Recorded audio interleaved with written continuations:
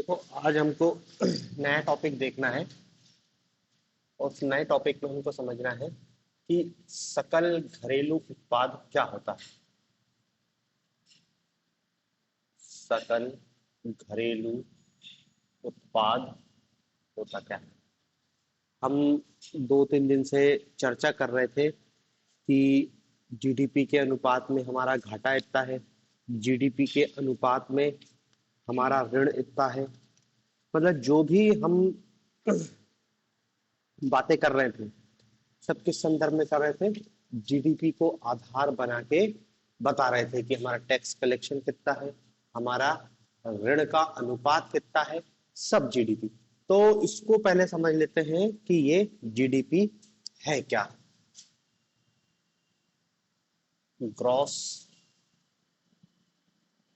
Domestic product, gross domestic product, GDP है क्या ये बला।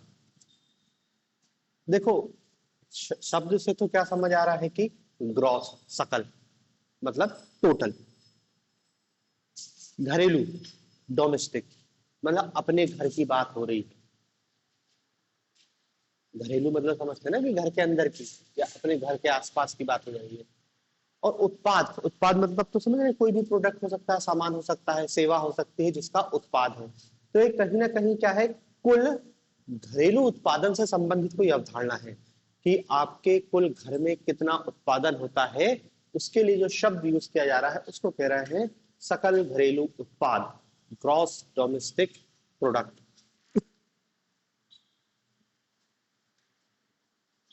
लेकिन इसके शाब्दिक अर्थ से इसका वास्तविक मतलब समझ नहीं आता। इसकी हमको परिभाषा देखनी पड़ेगी कि अर्थशास्त्र में जीडीपी की क्या परिभाषा दी गई है।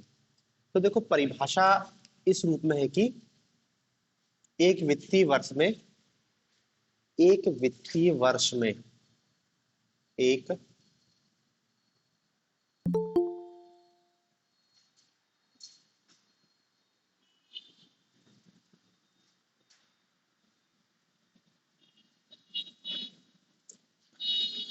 एक वित्तीय वर्ष में किसी देश की, किसी देश की घरेलू सीमा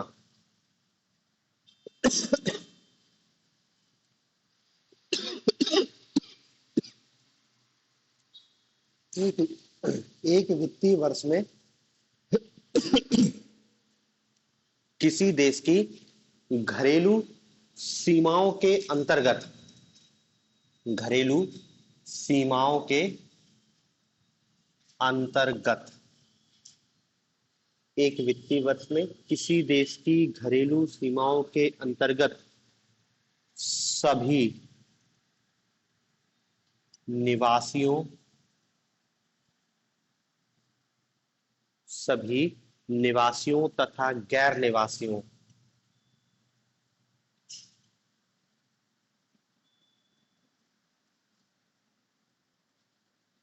सभी निवासियों तथा गैर निवासियों द्वारा उत्पादित, द्वारा उत्पादित, निवासियों तथा गैर निवासियों द्वारा उत्पादित अंतिम वस्तुओं और सेवाओं के, उत्पादित अंतिम वस्तुओं और सेवाओं,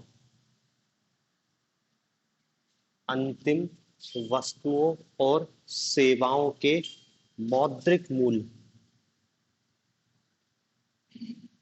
के, मौद्रिक मूल्य के कुल योग को, कुल योग को जीडीपी कहा जाता है या कुल योग को सकल घरेलू उत्पाद कहा जाता है।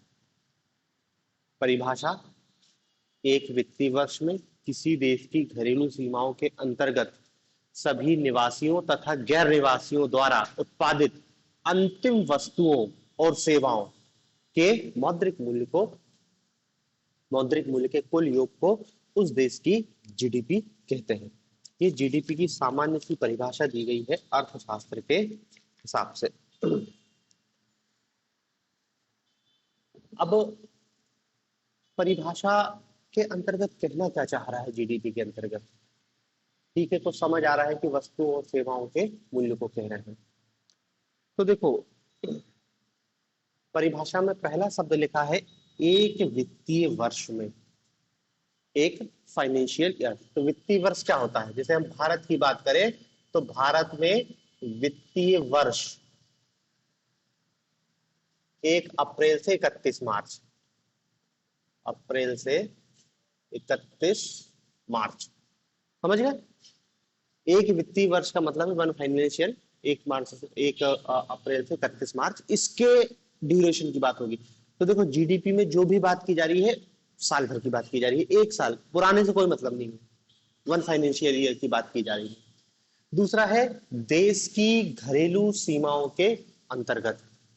अब देश की आप घरेलू सीमाओं कह लो, आर्थिक सीमाओं कह लो, या एक निश्चित भौगोलिक क्षेत्र कह लो,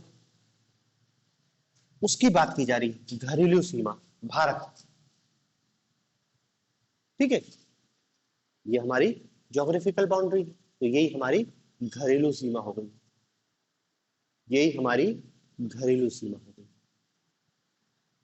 तो एक वित्तीय वर्ष में किसी देश की घरेलू सीमा के अंतर्गत सभी निवासियों और गैर निवासियों, सिटीजन और नॉन सिटीजन, इस देश के अंदर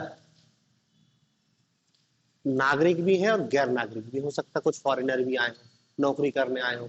बांग्लादेश से कोई आ सकता है ना नौकरी करने, नेपाल से नौकरी करने आ सकता है, उससे हमें कोई मतलब नहीं है, इधर काम कर रहा है, हम तो उसको गिन रहे हैं।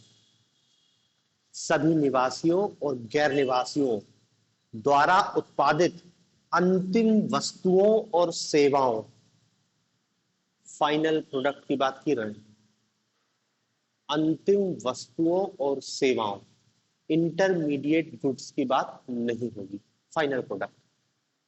और फाइनल प्रोडक्ट, अंतिम वस्तु मतलब समझते हैं ना, अंतिम वस्तु और सेवा का मतलब यह है कि उपभोक्ता जिसका उपयोग कर रहा है, इस स्तर की बात होगी, उपभोक्ता जिसका उपयोग कर रहा है उस स्तर की बात होगी।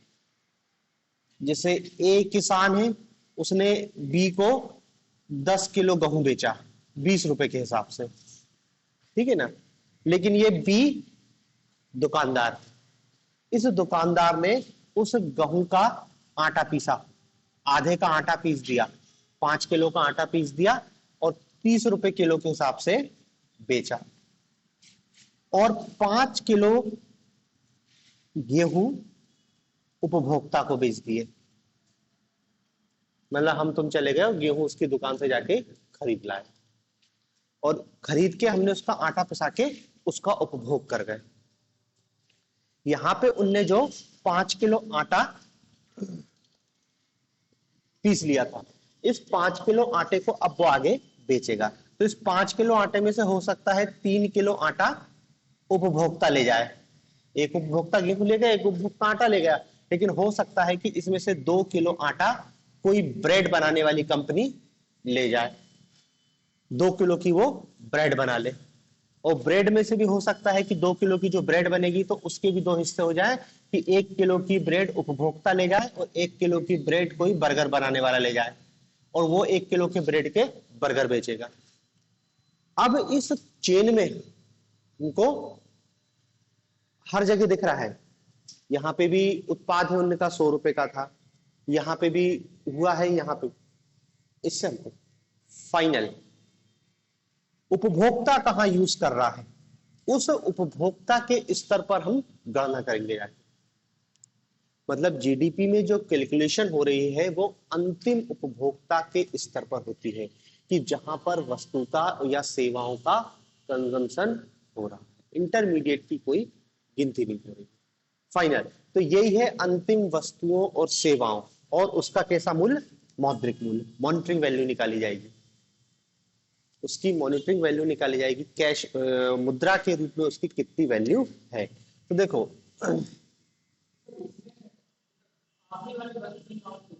उपभोक्ता के स्तर पर। भाई गेहूं ले गया उपभोक्ता ने तो वो काउंट हो जाएगा, वहीं की बीच वाला काउंट नहीं होगा। अब देखो वो गेहूं ब्रेड के रूप में कंज्यूम हुआ और वो भी बर्गर के रूप में, तो उस बर्गर की वैल्यू जोड़ी जाएगी, इस बीच का गेहूं छोड़ा जाएगा। जो उपभोक्ता के स्तर पर है उसी की बात की जाएगी। अब देखो, अब परिभाषा में स्पष्टता आई होगी कि एक वित्तीय वर्ष, 1 अप्रैल से 31 मार्च, देश की घरेलू सीमा, हमारी जो बाउंड्री है उसकी बात की जा रही है, निवासियों, गैर निवासियों, सिटीजन हो या भारत का सिटीजन नहीं हो, सब जो भारत में है सबकी बात करेंगे, द्वारा उत्पादित अंतिम वस्तुओं और सेवाएं, फाइनल जो गुड्स या सर्विस है, उनके मौद्रिक मूल्य के कुल योग को हम देश की जीडीपी कहते हैं। समझ गए कि भारत के इस सीमा के अंदर लोग मिलके साल भर में कितनी वस्तु और कितनी सेवाओं का निर्यात, सेवाओं का उत्पादन कर रहे हैं, और इस उत्पादन को हम देख लें कि रुपए में कितना हो रहा है, तो वही हो जाएगी हमारी जीडीपी। ठीक है, देश की घरेलू सीमा रेखा के अंदर एक वर्ष में उत्पादित अंतिम वस्तुओं और सेवाओं के मौद्रिक मूल्य को उस देश की जीडीपी, और जीडीपी देश की आर्थिक विकास का एक मेन इंडिकेटर होता है। जीडीपी ग्रोथ रेट को नापा जाता है या साइज ऑफ जीडीपी नापा जाता है, जो भी नापा जा रहा है, जीडीपी से उस देश की अर्थव्यवस्था का आकलन करा जाता है। सरकार भी कहती है कि हमको 5 ट्रिलियन की इकोनॉमी बनना है, 3 ट्रिलियन हम बन चुके हैं, हमारी जीडीपी का साइज लगातार बढ़ रहा है, हम दुनिया की सबसे उभरती हुई जीडीपी में से एक है, हमारी जीडीपी ग्रोथ रेट सबसे ज्यादा है। ले देखे ये मेन इंडिकेटर है अर्थव्यवस्था का। तो जीडीपी से हमको ये हाँ देखो सेवाओं में भी क्या होता है, अंतिम, यहां पे भी जो बात होगी क्या है, अंतिम स्तर की बात होगी। अब सेवा में भी क्या होता है कि जैसे एक डॉक्टर है, वो लोगों का इलाज कर रहा है, तो ये एक प्रकार से सर्विस है, तो यहां पे सर्विस काउंट होगी। लेकिन हो सकता है कि इसमें बहुत सारी चेन हो, जैसे एक दवा कंपनी का एमआर डॉक्टर के पास आ रहा है, वो भी तो एक प्रकार की सेवा दे रहा है डॉक्टर को, लेकिन उसका कोई वैल्यू काउंट नहीं हो पा रहा है, क्योंकि क्या है, उपभोक्ता से वो कनेक्ट नहीं। तो ऐसे ही क्या है, बहुत, अब जैसे वस्तुओं की जो खरीद बिक्री हो रही है, तो उन वस्तुओं की खरीद बिक्री में बिना सेवा के कोई खरीद बिक्री हो सकती है क्या? भाई एक वस्तु, जैसे ट्रांसपोर्टेशन, ट्रांसपोर्टेशन भी तो एक सेवा है ना, तो एक सामान को उठा के एक जगह से दूसरी जगह तक ले जा रहा है, और हो सकता है वो दो व्यापारियों के बीच की हो रही है, तो वो ट्रांसपोर्टेशन उन दोनों के बीच का है, अभी उससे हमको कोई मतलब नहीं। जब वो उपभोक्ता के स्तर पर पहुंचेगा तब की बात हो जाएगी। तो सेवाओं भी उन सेवाओं की बात की जाएगी जो उपभोक्ता के स्तर पर ही कंज्यूम की जाती है। हालांकि अब क्या है कि उत्पाद में तो चेन ज्यादा होती है, लेकिन सेवाओं के मामले में ऐसी सेवाएं बहुत कम होती हैं जिसमें इंटरमीडिएट लोग ज्यादा शामिल हो। डायरेक्ट सेवाओं का जो उपभोग है वो उपभोक्ता तक ही होता है, लेकिन फिर भी कुछ ना कुछ तो आपको कहीं ना कहीं बीच में मिल ही जाएगा, तो उसको नहीं काउंट करना है हमको, केवल अंतिम फाइनल प्रोडक्ट और सर्विस के स्तर पर ही काउंट करना है, कोई भी सेवा हो।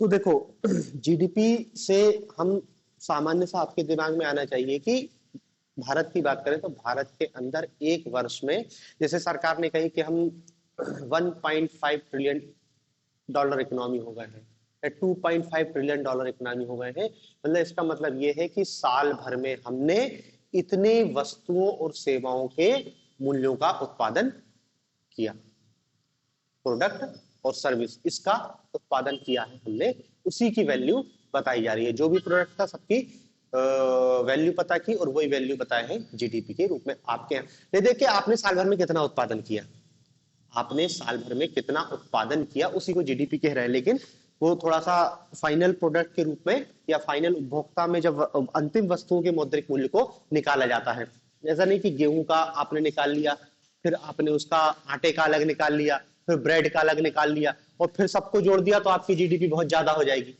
इसलिए क्या बोला है उन्होंने, फाइनल प्रोडक्ट, कि अंतिम उपभोक्ता जो यूज कर रहा है, क्योंकि देखो अंत में तो उपभोक्ता यूज करना है, तो सीधे उसी के स्तर पर गणना की जाएगी।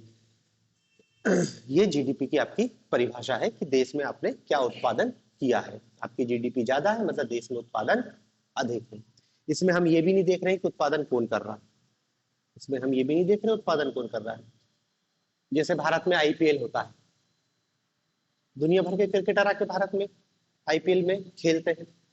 अब उसमें उसको इनाम मिल रहा है, $1 लाख का इनाम मिल रहा है।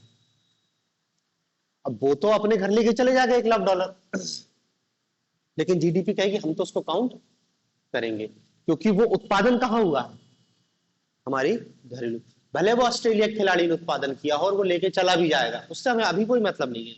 हम जीडीपी में तो ये बताएंगे कि हमारे यहाँ उत्पादन।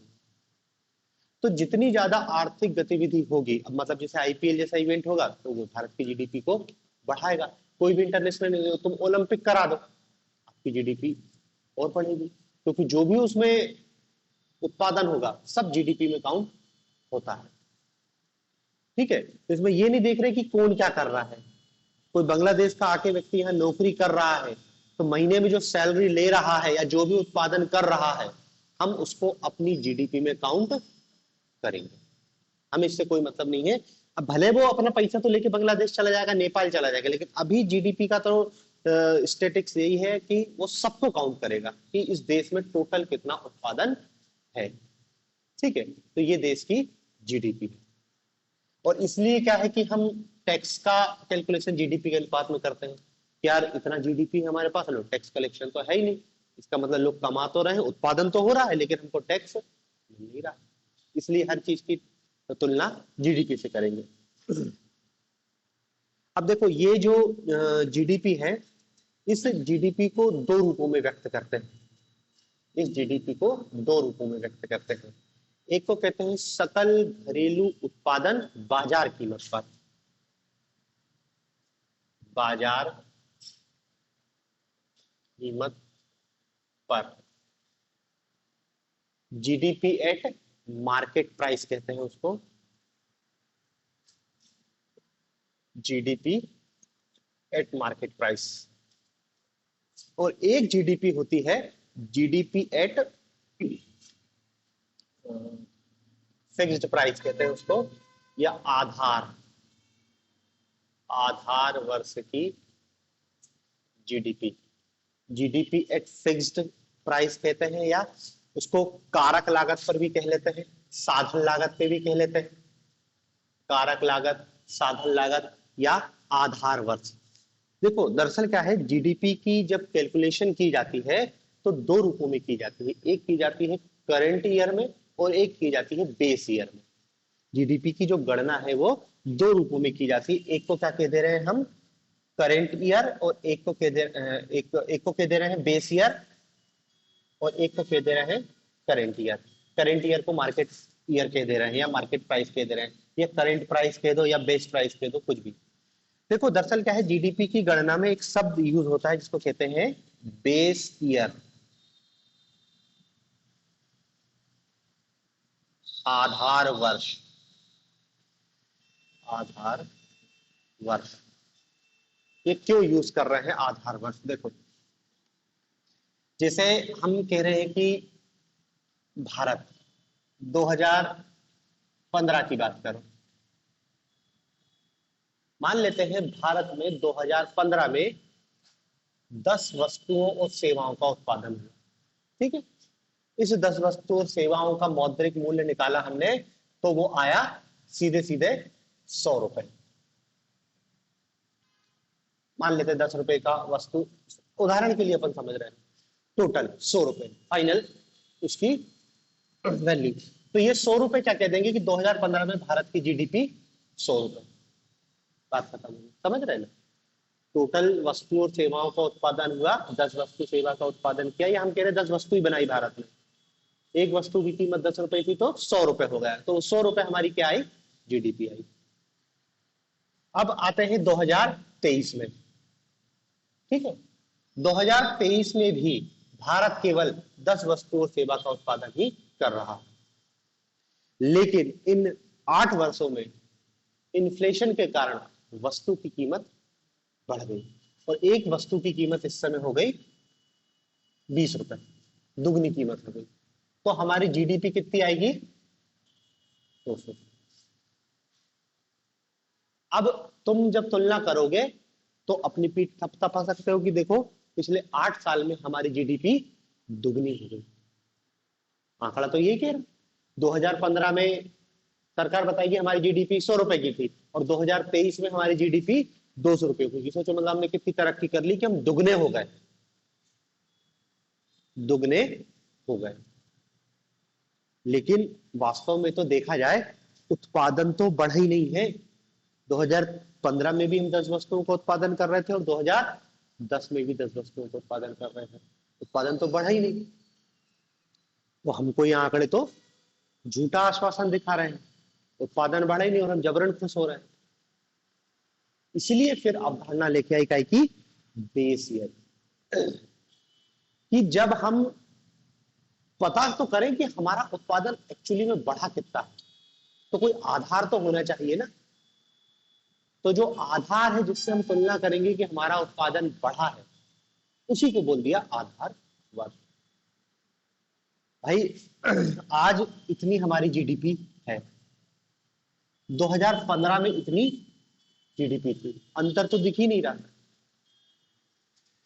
तो इसलिए क्या है, आधार वर्ष की संकल्पना को लाया गया ताकि पता चला सके कि हमारी जीडीपी में वास्तविक रूप में कितनी बढ़ोतरी हो रही है। ठीक है ना। अब आधार वर्ष कौन सा होगा ये सरकार के ऊपर। तुम 1947 को आधार वर्ष मना लो, आजाद हुए थे हम, तब से ही नापेंगे हम। तो 1947 में हमारी जीडीपी इतनी थी, आज कितनी है। लेकिन अब 1947 बहुत पीछे हो जाएगा।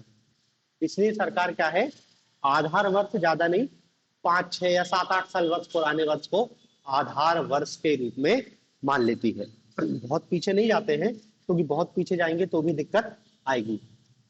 इसलिए 4, 5, 6 या ज्यादा 7, 8 वर्ष के बीच की चीज को क्या है, आधार वर्ष के रूप में मान लेते हैं। जैसे अभी जो वर्तमान में जीडीपी है, उसमें हम जो आधार वर्ष है वो क्या है, 2011-12 को बताते हैं। 2011-12।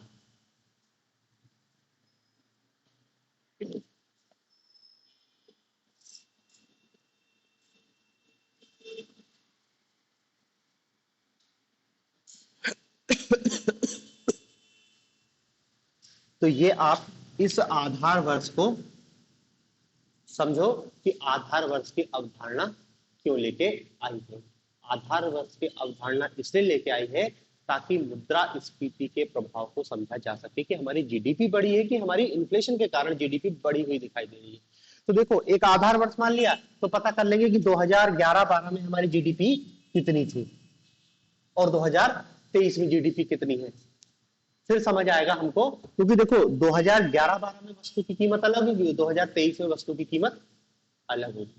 तो उस तब आसानी से हमको समझ आ जाएगा कि हमारी जीडीपी कितनी बढ़ी है। जीडीपी बढ़ी है या महंगाई के कारण जीडीपी बढ़ी हुई दिखाई दे रही है।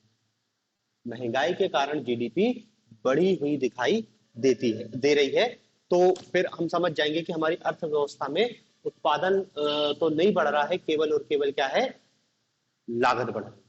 वो हमारा मतलब इन्फ्लेशन बढ़ रहा है, उत्पादन नहीं बढ़ रहा है। ठीक है ना। तो देखो एक तो आपको जीडीपी की परिभाषा, जीडीपी क्या होती है। दूसरा आपको ध्यान रखना है कि आधार वर्ष क्या होता है, आधार वर्ष क्यों मापा जाता है, ताकि हमको वास्तविक जीडीपी की ग्रोथ पता चल सके। ठीक है ना। फिर हमने क्या लिखा था, GDP at market price, GDP at market price. अब देखो मार्केट प्राइस और फैक्टर कॉस्ट दोनों के आधार पर जीडीपी निकालते हैं। एक होती है market price, GDP at market price. तो देखो मार्केट प्राइस निकालने के लिए क्या करते हैं कि जो वस्तु की साधन लागत है, साधन लागत, वस्तु की जो साधन लागत है उसमें अप्रत्यक्ष करो, अप्रत्यक्ष करो, वस्तु की साधन लागत में अप्रत्यक्ष करों को जोड़ते हैं और सब्सिडी को माइनस करते हैं। वस्तु की साधन लागत में हम अप्रत्यक्ष करों को जोड़ते हैं और सब्सिडी को माइनस करते हैं। साधन लागत समझ रहे हैं? साधन लागत मतलब वो लागत जो वस्तु को बनाने में खर्चा होती है, इसको हम वस्तु की ओरिजिनल वैल्यू समझ सकते हैं। भाई जैसे कोई व्यक्ति किसी चीज का उत्पादन कर रहा है, कार का निर्माण कर रहा है, तो कार के निर्माण करने के लिए वो कच्चा माल लेके आएगा, उसको बिजली की आवश्यकता होगी तो बिजली का बिल भरेगा, वो वेतन देगा मजदूरों को, सामान खरीद के ला रहा है ना, भूमि पे जो उसने किराए से ली तो भूमि का किराया देगा।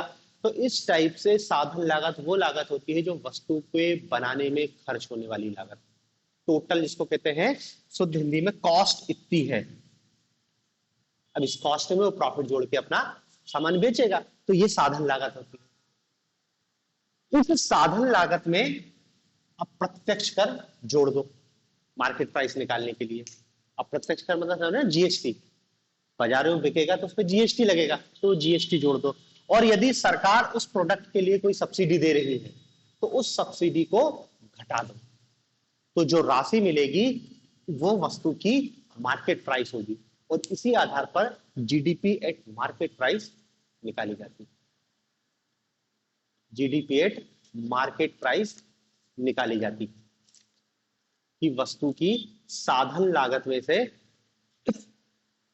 अप्रत्यक्ष कर और सब्सिडी को घटा देते हैं। साधन लागत, साधन लागत मतलब समझ रहे हैं ना, वही पूरा भूमि का किराया, श्रम, बिजली, उसका टोटल जो कच्चा माल खरीदने में या टोटल जो खर्चा हुआ है उसका उत्पादन में, उस लागत को कहते हैं हम साधन लागत।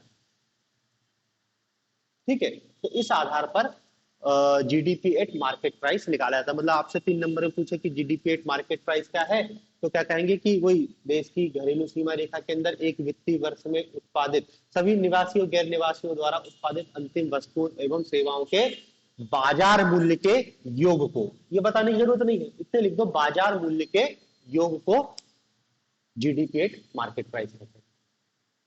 और फिर चाहे तो ये फार्मूला लिख दो कि ऐसा निकालते हैं। ठीक है, इसी आधार पर क्या है, जीडीपी एट फैक्टर कॉस्ट भी आती है। GDP at factor cost, GDP at factor cost, साधन लागत पर जीडीपी।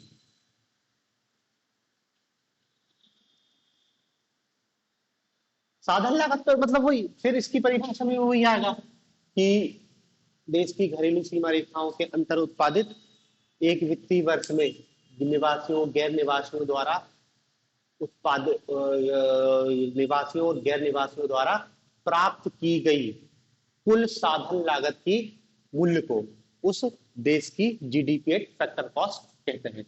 मतलब यहां पर क्या है, केवल साधन लागत की गणना की जाती है, साधन लागत की गणना की जाती है।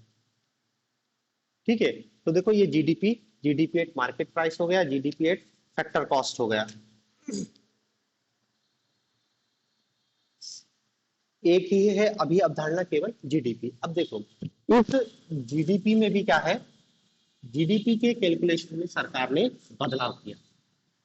यदि देखो, एक तो आपसे जीडीपी की परिभाषा पूछेगा 3 नंबर में, जीडीपी क्या होता है, और नहीं तो पूछ लेता है कि जीडीपी के मापन की विधियां बताएं, मापन की विधियां। अब देखो जीडीपी का मापन अलग अलग प्रकार से किया जाता है, ये जो लिखा ना फैक्टर कॉस्ट, मार्केट प्राइस या बेस ईयर के आधार पर, ये तो क्या है सर, जीडीपी को मापने या जीडीपी की गणना करने के तरीके हैं। जीडीपी के मापन की विधि 3 है। एक होती है उत्पादन मूल्य विधि, उत्पादन मूल्य विधि। दूसरी होती है आय विधि, आय विधि। और तीसरी होती है व्यय विधि, व्यय विधि। आय विधि, उत्पादन विधि और व्यय विधि। नाम से स्पष्ट है, उत्पादन मूल्य विधि मतलब हमारा कुल उत्पादन कितना है और उसका बाजार मूल्य कितना है, कुल उत्पादन और उसका बाजार मूल्य, उससे जीडीपी निकालते हैं तो ये उत्पादन मूल्य विधि निकालती है। आय विधि आपकी जीडीपी में टोटल कुल आय कितनी है, व्यय को नहीं देखेंगे, केवल हम इनकम इनकम देखेंगे, तो वो आय विधि हो जाएगी।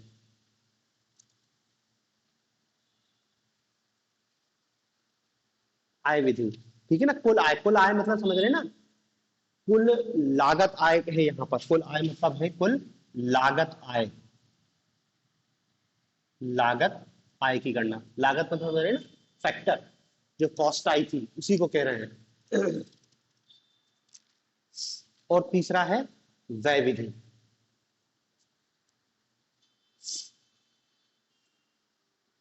व्यय विधि, व्यय विधि मतलब उपभोग व्यय कितना है, उपभोग व्यय कितना है, अर्थव्यवस्था में निवेश व्यय कितना है, इन सब की गणना की जाएगी। उपभोग व्यय, निवेश व्यय, सार्वजनिक व्यय,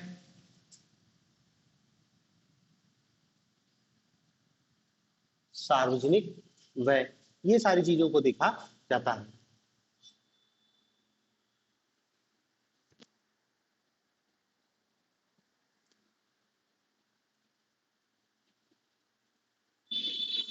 ठीक है, तो ये जीडीपी मापन की 3 विधि। अब इसमें हमको एक चीज और ध्यान रखना है कि 2015 में सरकार ने जीडीपी कैलकुलेशन की जो विधि है उसमें कुछ बदलाव किया है। तो ऐसा लिखना, जीडीपी गणना में परिवर्तन, जीडीपी गणना में परिवर्तन। पहला परिवर्तन तो क्या किया सरकार ने, आधार वर्ष को 2000 जो 4-5 था उससे उठा के 2011-12 कर दिया। अभी 11-12 भी बदलने वाला, 17-18 होने वाला है, लेकिन अभी जब तक हुआ नहीं तब तक तो 11-12 ही लिखेंगे।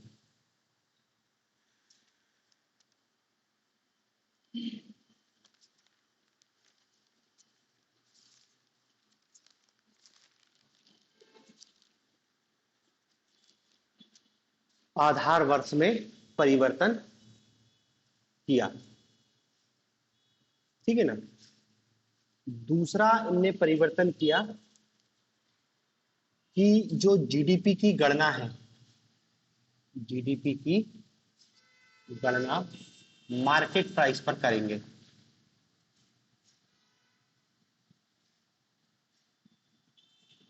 दूसरा परिवर्तन क्या गया, जीडीपी की गणना लागत मूल्य की जगह बाजार मूल्य पर करेंगे, फैक्टर कॉस्ट की जगह मार्केट प्राइस पे करेंगे। मार्केट प्राइस पे करेंगे तो जीडीपी बढ़ी हुई दिखाई देगी। इसलिए सरकार ने फैक्टर कॉस्ट की गणना बंद करके, मतलब करते तो हैं, आधार वर्ष अभी भी है, लेकिन जो डाटा जारी किया जाता है वो सब क्या है, उन्होंने कहा मार्केट प्राइस की ही बात करेंगे, क्योंकि मार्केट प्राइस से हमारी जीडीपी बहुत बड़ी दिखाई देती है, क्योंकि मार्केट प्राइस में क्या है, इन्फ्लेशन शामिल होता है। और इसी मार्केट प्राइस, देखो एक शब्द यूज होता है जिसको कहते हैं जीडीपी डिफ्लेटर।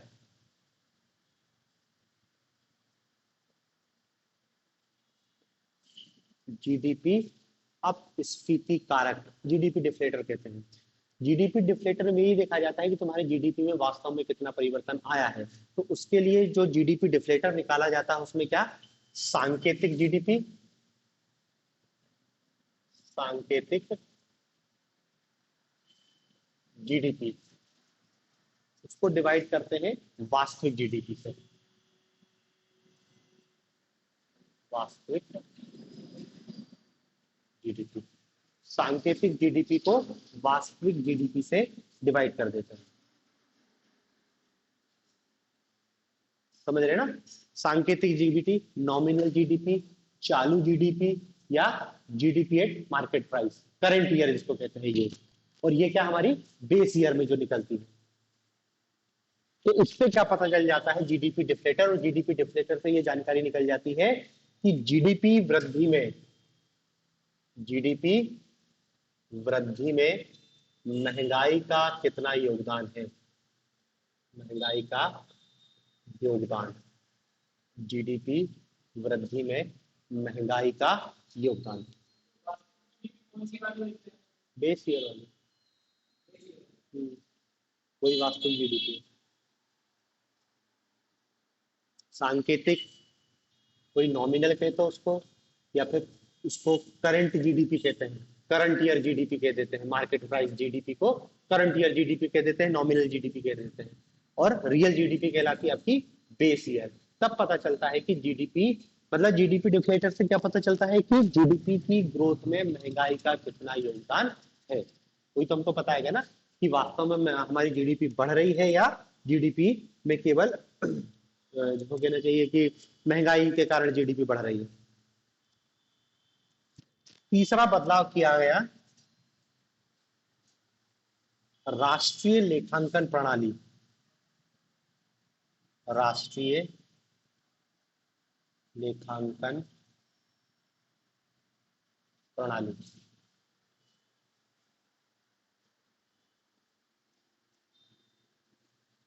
राष्ट्रीय, देखो दरअसल जो राष्ट्रीय लेखांकन प्रणाली है ना, उसमें एक सिस्टम चलता है जिसको कहते हैं SNA। SNA, system of national account.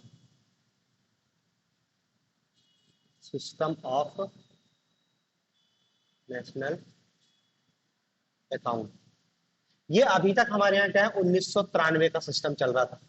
लेकिन जो अंतरराष्ट्रीय संस्थाएं हैं वो लगातार दबाव डाल रही थी कि आप अपने जो लेखांकन प्रणाली को है अपडेट करो। 1993 का था, इसको 2008 के हिसाब से अपडेट करना था। तो ये भी बहुत दिन से पेंडिंग था, तो ये भी कर दिया सरकार ने जीडीपी की गणना में कि अब हम जब राष्ट्रीय लेखांकन प्रणाली में जो SNA अपनाते हैं वो 2008 का उपयोग कर रहे हैं।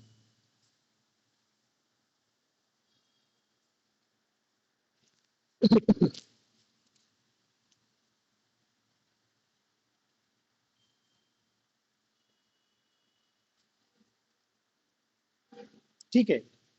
चौथा इसमें परिवर्तन किया गया कि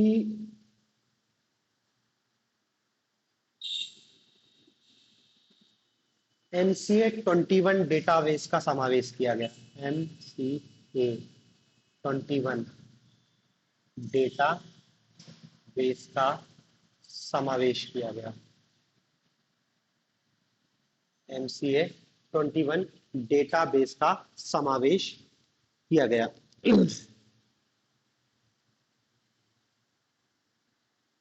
देखो दरअसल क्या है, ये जो MCA 21 डाटाबेस है, MCA मतलब है मिनिस्ट्री ऑफ कॉर्पोरेट अफेयर, जो हमारे कॉर्पोरेट मामलों का मंत्रालय है। वो दरअसल क्या है, कंपनियों का एक वार्षिक वित्तीय विवरण देता है। कंपनियों का कंपनी का वित्तीय विवरण इस पे मिलता है हमको। ये डेटाबेस के समावेश करने से पहले क्या है, इंडस्ट्रीज स्वयं अपना एक एनुअल सिस्टम ऑफ इंडस्ट्रीज चलता था, उसको कहते थे ASI। ASI मतलब कंपनी अपनी वार्षिक वित्तीय स्थिति बताने के लिए ये देती थी। इसको कहते थे एनुअल सिस्टम ऑफ, हाँ annual service system of industries. इसकी जगह पे सरकार क्या है, MCA 21 लेके आ गई है। MCA 21 ministry of corporate affairs में एक उनने अलग से डेटाबेस बना दी जिसमें कंपनियों की वित्तीय स्थिति की जानकारी होती है। तो जीडीपी गणना में अब इसको शामिल कर लिया। अब कैसा क्या अपन को बस ये याद रखना है कि ये इनने एक बदलाव किया है।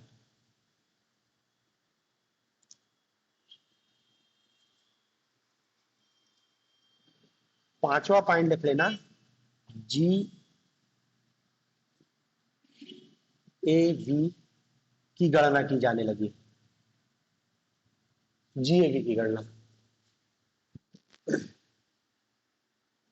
जी O sorry GVA, gross value addition.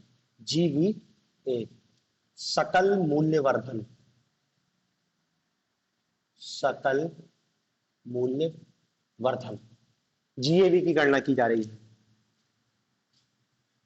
ठीक है ना। अभी GAV क्या हो रहा है अपन देखेंगे। GAV को पढ़ते हैं अपन कि सकल मूल्य वर्धन क्या होता है। अभी तो बस आप इतना याद रख लो कि सरकार ने जीडीपी के कैलकुलेशन में ये बदलाव कर दिए। बस ये 4-5 पॉइंट याद रखना।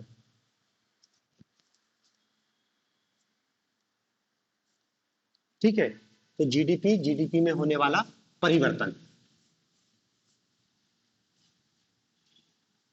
और जीडीपी की वास्तविक स्थिति जानने के लिए हमको बेस ईयर में जीडीपी जानना जरूरी है। करंट ईयर में भले हमारी जीडीपी कितनी हो, लेकिन या तो फिर आपको जीडीपी डिफ्लेटर पता हो, तब आपको पता चल जाएगा कि इन्फ्लेशन का क्या योगदान है हमारी जीडीपी को बढ़ाने में। अब देखो, जैसे जीडीपी है, जीडीपी से ही संबंधित एक और शब्दावली है, जिसका है नाम है सकल राष्ट्रीय उत्पाद।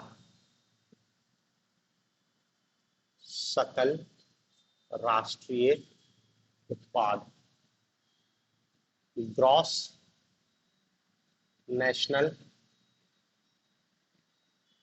प्रोडक्ट, ग्रॉस नेशनल प्रोडक्ट, सकल राष्ट्रीय उत्पाद।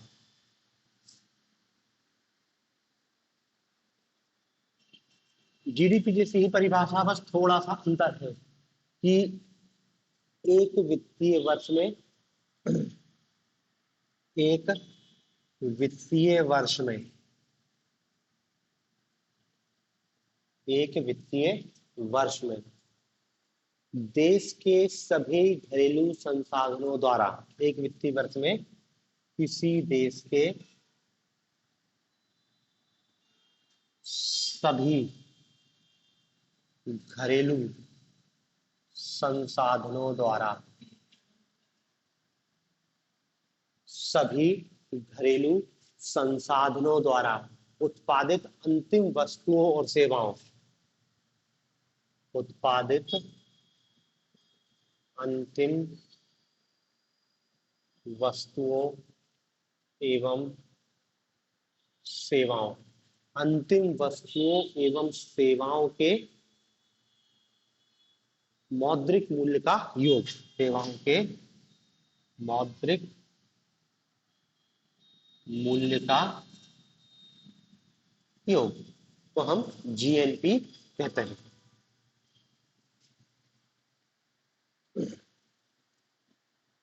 जीडीपी की परिभाषा देखेंगे तो एक वित्तीय वर्ष में देश की घरेलू सीमा रेखा के अंतर उत्पादित सभी निवासियों गैर निवासियों द्वारा उत्पादित अंतिम वस्तुओं और सेवाओं के मूल्य को हम जीडीपी कह रहे थे। यहाँ पर हम कह रहे हैं ये शब्द आ रहा है, बाकी तो लगभग लगभग सेम ही दिखाई दे रहा है, घरेलू संसाधन। हाँ, घरेलू संसाधन का मतलब क्या है कि देखो, अभी हमने क्या देखा था, जीडीपी में ये भारत है, इस भारत में कोई भी उत्पादन कर रहा, उससे हमको कोई मतलब नहीं। अमेरिका की कंपनी यहाँ पे आके, अमेरिका की कंपनी पेप्सी भारत में आके अपना प्लांट लगाया, उत्पादन किया, लोगों को तनख्वाह दी, लाभ कमाया, तो पेप्सी का जो टोटल उत्पादन है ये भारत की जीडीपी में शामिल है।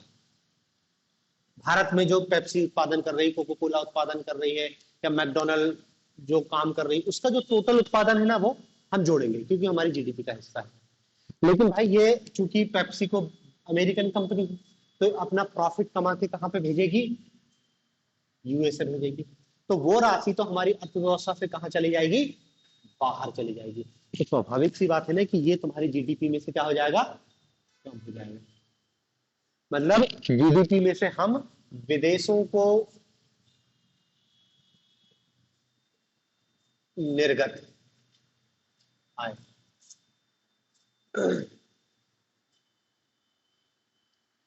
और फिर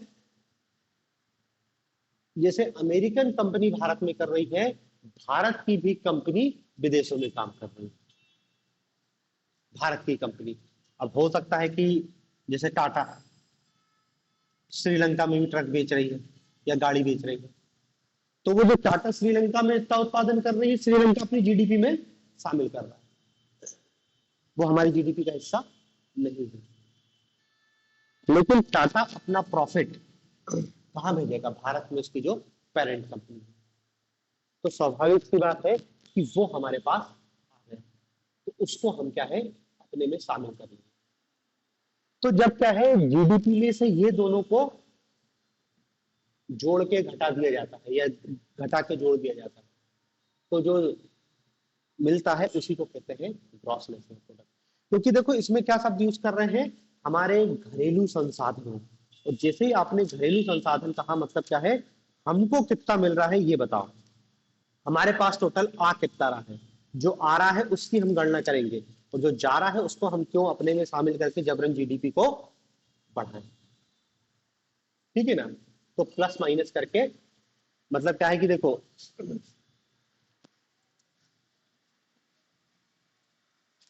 जो जीडीपी है आपकी, आपको पता है जीडीपी की परिभाषा, जीडीपी में आपने टोटल देख लिया, लेकिन फिर इसमें हम ये देखेंगे कि विदेशों को कितनी राशि गई है, विदेशों को गई राशि, विदेशों को गई राशि या विदेशियों को प्रेषित धन, और विदेशों से कितनी राशि आई है,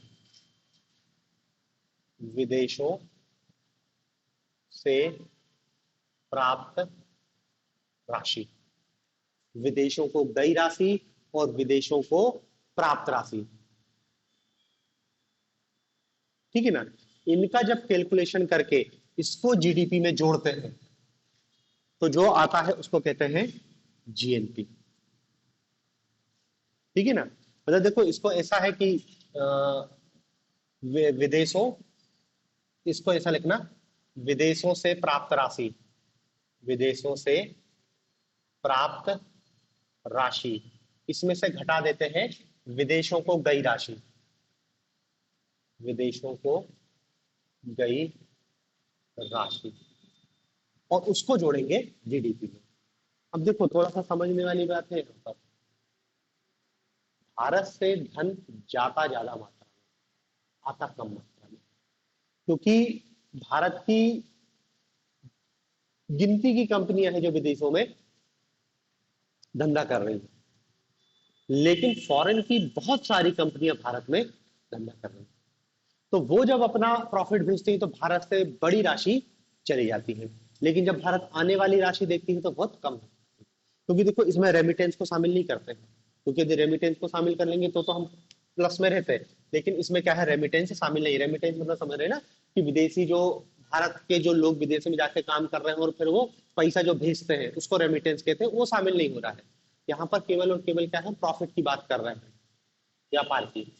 तो विदेशों से प्राप्त राशि और विदेशों को गई राशि, ये ज्यादा है भारत में और ये कम है। तो स्वाभाविक सी बात है, मान लो ऐसा है कि जैसे विदेशों से प्राप्त राशि हमको 1000 रुपए प्राप्त हुआ, लेकिन जब देखेंगे कि विदेशों को गया कितना, 2000। ठीक है ना। तो वैसे तो हमको ये करना था, लेकिन ये हो जाएगा क्या, -1000 रुपए, -1000। और जब हम इसको जीडीपी में जोड़ेंगे तो ये बढ़ने के बजाय क्या हो जाएगा, क्योंकि ये माइनस है ये प्लस है तो माइनस हो जाएगा, और हमारा जो जीएनपी का डाटा आएगा वो जीडीपी के मुकाबले में कम आएगा। आपको देखने पे लगेगा कि जीडीपी में जोड़ रहे हैं हम, जीडीपी में जोड़ रहे हैं जो विदेशों को गया और विदेशों से आया, लेकिन वास्तव में जीडीपी हमारी कम हो जाती है। उसको कहते हैं हम सकल राष्ट्रीय उत्पाद। इसलिए भारत का जब जीडीपी देखते हैं तो बहुत बड़ा आता है, लेकिन जैसे हम जीएनपी का डाटा देखते हैं हमारा जीएनपी जीडीपी के मुकाबले में बहुत कम हो जाता है। तो इसके कारण, क्योंकि हमारे यहाँ से एक बहुत बड़ी राशि हर साल विदेशों को ट्रांसफर होगी, कंपनियां काम कर रही है, अपना प्रॉफिट यहाँ से ले जाएंगी, लेकिन भारत की कंपनियां विदेशों में इतनी बड़े पैमाने पर काम नहीं कर रही है कि उतना पैसा लेके आए। अमेरिका में देखोगे तो हो सकता है अमेरिका की जीडीपी भी बड़ी दिखाई दे और उसका जीएनपी भी ज्यादा दिखाई दे, क्योंकि बाहर से आने वाला पैसा, भाई माइक्रोसॉफ्ट पूरी दुनिया में काम कर रही ना, फेसबुक पूरी दुनिया चला रहा, व्हाट्सएप ट्विटर पूरी दुनिया चला रहा, पैसा आ रहा, रेवेन्यू जनरेट हो रहा। अमेजन, नेटफ्लिक्स, कितनी अमेरिकन कंपनियां पूरी दुनिया से प्रॉफिट लाके कहाँ भेज रही, वो अमेरिका को। तो अमेरिका का जीएनपी ऊंचा आएगा, भारत जैसे देशों का जीएनपी जीडीपी के मुकाबले में कम होगा। इसलिए भारत जैसे देश के है इसी की बात करते हैं, उन्होंने कहा यार इसकी बात मत करो। सरकार भी जीडीपी की बात करेगी कि जीडीपी के हिसाब से हम फलाना, जीडीपी के हिसाब से हम दिखाना, ये तो पिछले जीएनपी तो निकाल रहा है, हम मिलकर, क्योंकि जीएनपी में हमारा फिर हम पीछे में चले जाएंगे।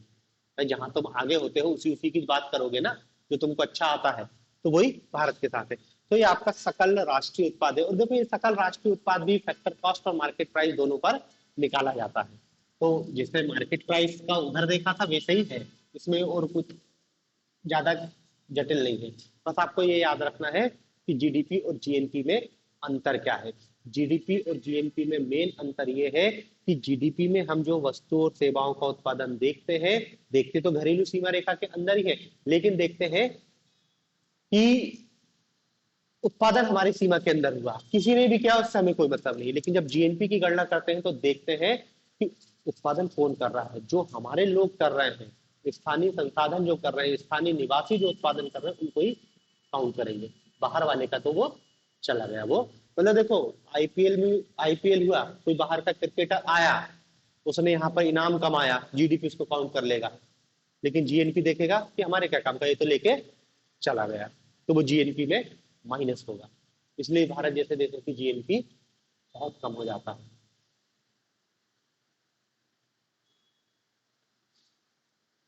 ठीक है ना। तो मतलब देखो, जीडीपी और जीएनपी में मेन अंतर यही है कि जब जीडीपी में हम जो टोटल हमारा विदेशों से, जिसको कहते हैं टोटल आय, मतलब उसको देखो, जीडीपी प्लस विदेशों से निवल आय, टोटल आय, वही जो हम देख रहे हैं ना, विदेशों को गया और आया उसका है, तो ये जुड़ रहा है, लेकिन ये हमारा क्या आता है, हमेशा माइनस में आता है, और इसलिए जीडीपी में से ये घट जाता है। तो जो हमारा जीएनपी आता है वो जीडीपी के मुकाबले कम ही आएगा। ठीक है, तो ये जीडीपी की जीएनपी की परिभाषा है। ये जीएनपी भी मार्केट प्राइस फैक्टर कॉस्ट दोनों पे निकलता है। मार्केट प्राइस वही मतलब हमको साधन लागत में अप्रत्यक्ष करों को जोड़ना है, सब्सिडी को घटा देना है, और फैक्टर कॉस्ट तो आप जान ही रहे हैं। अब इसमें एक और चीज होती है, इसको कहते हैं शुद्ध राष्ट्रीय उत्पाद। शुद्ध राष्ट्रीय उत्पाद, net national product,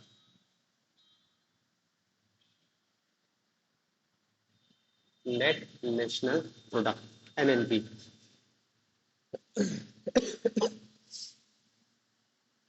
net national product में भी परिभाषा वही आएगी कि एक वित्तीय वर्ष में देश की घरेलू सीमा रेखा के अंदर उत्पादित अंतिम वस्तुओं सेवाओं के मौद्रिक मूल्य में से आप ह्रास को घटा दो, ह्रास को घटा दो, तो जो राशि आएगी वो क्या आएगी, नेट आएगी, नेट नेशनल प्रोडक्ट। ठीक है ना, कि किसी राष्ट्र की एक वर्ष की अवधि में उत्पादित वस्तुओं सेवाओं के बाजार मूल्य के योग में से यदि हम मूल्य ह्रास को घटा दें। अब देखो, मूल्य ह्रास घटाने की बात मतलब क्या कह रहे हैं कि एक वर्ष में देश में जो वस्तुओं सेवाओं का उत्पादन हो रहा है, जैसे किसी ने 10 लाख की गाड़ी खरीदी और उसने साल भर में उनने कहा कि इतना रेवेन्यू जनरेट किया। ठीक है ना। अब उस देश की जीडीपी में तो देखो क्या है, 10 लाख की गाड़ी शामिल है, लेकिन ये 10 लाख की गाड़ी अगले साल केवल 6 लाख की बचेगी। ये क्या है, हरास है ना। तो ये जो खासकर मशीनों में जो हरास होता है कि आपने एक इंडस्ट्रीज लगाई, उस इंडस्ट्रीज में मशीन मशीन की वैल्यू हर साल गिरती जाएगी, गिरती जाएगी। तो जब हम मूल्य ह्रास को घटा देते हैं पूरे मौद्रिक मूल्य से, तो जो राशि प्राप्त होती है उसको कहते हैं एनएनपी। शुद्ध का मतलब ही होता है नेट, कि जब हम मूल्य ह्रास को घटा देते हैं तो जो राशि मिलती है वही होती है नेट, घिसावट, मतलब टोटल में से सकल माइनस घिसावट इज इक्वल टू शुद्ध। टोटल में से घिसावट को घटा दिया तो जो आया वो शुद्ध है। तो यही है आपका शुद्ध राष्ट्रीय उत्पाद। ठीक है ना। और ये शुद्ध राष्ट्रीय उत्पाद भी वही फैक्टर कॉस्ट और उस पे तो मार्केट प्राइस पर निकाला जाएगा। तो बस देखो, ज्यादा इसमें कुछ नहीं है, अपन को तीन अवधारणा अवधारणा याद रखनी है। जीडीपी क्या है, जीएनपी क्या है, एनएनपी क्या है। अब इसमें एक चीज और आ गई है जिसको हमने क्या नाम दिया था, GVA, gross value added, G B A. इसको और देख लेते हैं, ग्रॉस एडेड।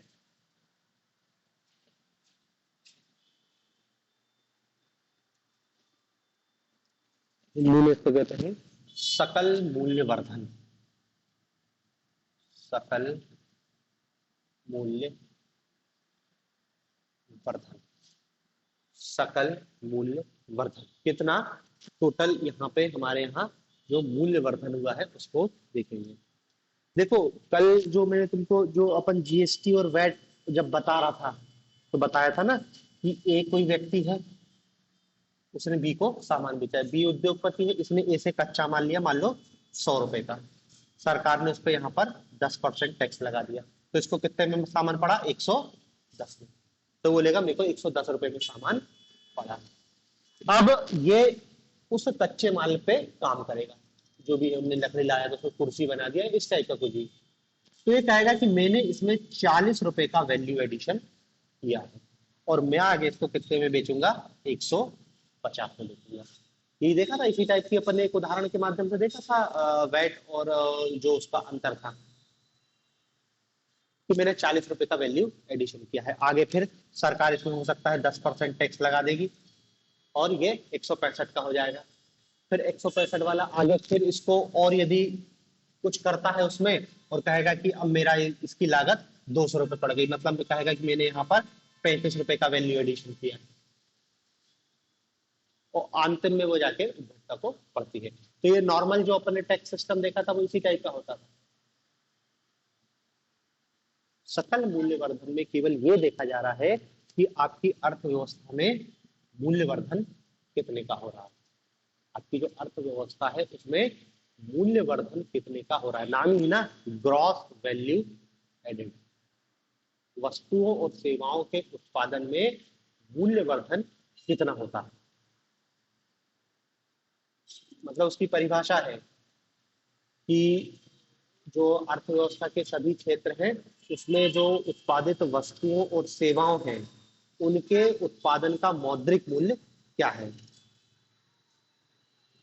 और इसमें केवल हम क्या देखते हैं मूल्यवर्धन, फैक्टर कॉस्ट कितनी है इससे हमें कोई मतलब नहीं, हम केवल देखेंगे चरणों में मूल्यवर्धन कितना हुआ है, तो यही कहलाता है जीवीए। और 2015-16 से सरकार ने इस जीवीए को मेन इंडिकेटर स्थापित किया। जीवीए की गणना इसका इसका भी आधार वर्ष और मार्केट प्राइस को किया जाता है, ये आधार वर्ष इसका भी 2011-12, आधार वर्ष 2011-12।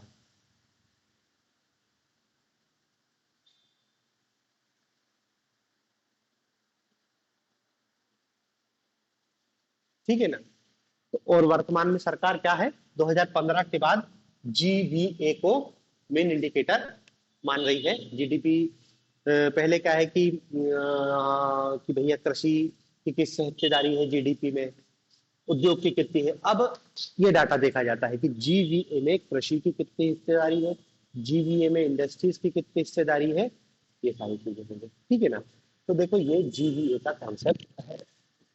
अब देखो ये जो जीडीपी है, जीएनपी है, एनएनपी है, जीवीए हमारे सिलेबस में स्पष्ट नहीं लिख के दिया है, हमारे सिलेबस में तुमने क्या लिख के दिया है राष्ट्रीय आय,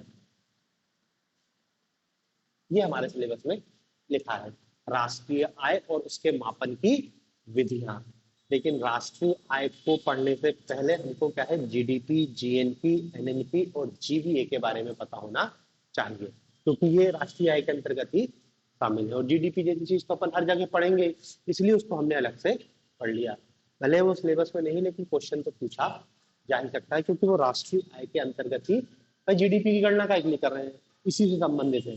तो जब भी देखेंगे जो राष्ट्रीय आय की विधि है, आय विधि, व्यय विधि, उत्पादन विधि, जीडीपी की तो ये विधि देखी ना, तो लगभग बहुत सिमिलर है, इसलिए हमने उसको अलग से पढ़ दिया। अब हम पढ़ते हैं, अब हम पढ़ेंगे राष्ट्रीय आय, जो हमारे सिलेबस में लिख के दिया है, क्वेश्चन इससे सीधा सीधा आएगा। राष्ट्रीय आय क्या होती है, राष्ट्रीय आय मापन की जो 3 विधियां हैं, 3 विधियों को हमको समझ के याद कर लोगे बस बात खत्म हो जाएगी, क्वेश्चन और इसमें कुछ है ही नहीं, सिलेबस में यही लिख के दिया है तो क्वेश्चन भी इसी से सीधा आएगा, और इसमें ज्यादा कुछ ऐसा है नहीं कि बहुत बड़ा है, बस हमको राष्ट्रीय आय उससे संबंधित कुछ अवधारणाओं को समझना है। ठीक है, तो इसको कल देखेंगे।